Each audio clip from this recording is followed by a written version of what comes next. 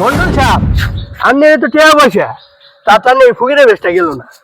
ফকিরের ব্যবসা ছাড়তে পারুম না, টাকা পয়সা যতই হোক তুই আমার লগে আয়। মন্ডল সাহেব হ্যাঁ। আপনি তো টিয়ার মালিক এই ভাঙ্গা সাথী না কয়দিন ঘুরবি ভাই 10 টাকা বিক্রি দেন না, পরে এক মিনিট পরে ফোন দিচ্ছি। 10 টাকা বিক্রি দেন না।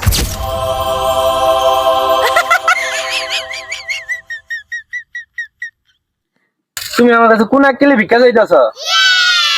আমার কি ফকির মনে হয় না? ও বাবা যে একটা চাকর রাইখা দিছে ছাতা ধরার নিকে, কোন দেশ আছে আমি তো কিছু বুঝতেছি না। কোন একলে আমার কাছে ভিক্ষা চাইতেছ তুমি? হ্যাঁ তুমি 10 টাকা বিক্রি দিবা, কি এর ভিক্ষা দিমু? আমারে তুমি ভিক্ষা দাও। তোমার বিক্রি দিমু। তুমি একটা চাকর রাইখা দিছো ছাতা ধরার লিগে, আল্লাহ কোন দেশ আছি আমি। দাঁড়াও, তুমি বিক্রি দেওয়া লাগবো না। ও বাবা আবাই দি আইফোন, আমি শ্যাম্পু নি মোবাইল চালাই রে বাইতে, আবার আইফোন চালাইতে তুমি কি মামার সাথে মজা লইতেছো নাকি? কার কাছে ভিক্ষা চাইলাম? এটা আমার থেকে বড় ফকির। ভিক্ষা চাবার আইছি।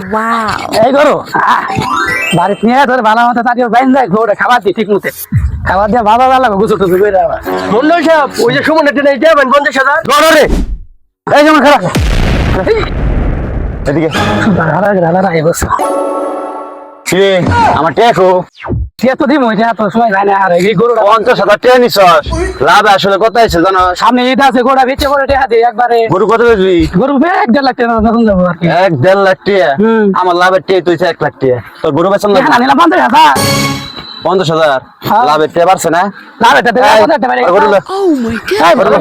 এদিকে তুই এদিকে সবাই গুরু সবাই মন্ডল সাপ গরুটা নিয়ে নেবো সামনে ঈদ আছে সামনে ঈদের মধ্যে বেচে টিয়াটা আমি দিয়ে দিই ওটা নিয়ে নেবো ওর আর এই গরু পালন লাগবো না। না, না, গরু রে আমি পাইলা তাইলা বড় কইরা সুদে আসলে লাভের টাকা যা হইব আমি বুঝুন। না মন্ডল দয়া দয়া করে